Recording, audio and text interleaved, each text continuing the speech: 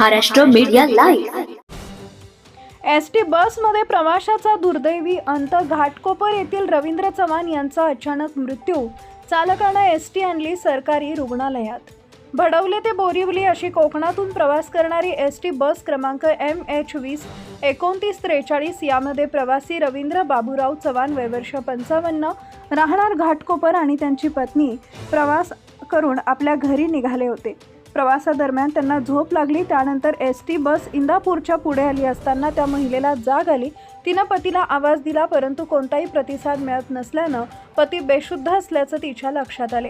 यावेळी एसटी वाहक व चालकांच्या सदर बाब लक्षात येताच त्यांनी एसटी बस पेण उपजिल्हा रुग्णालयात आणली। त्यानंतर डॉक्टरांनी तपासणी केल्यानंतर त्यांना मृत असल्याचं घोषित केले।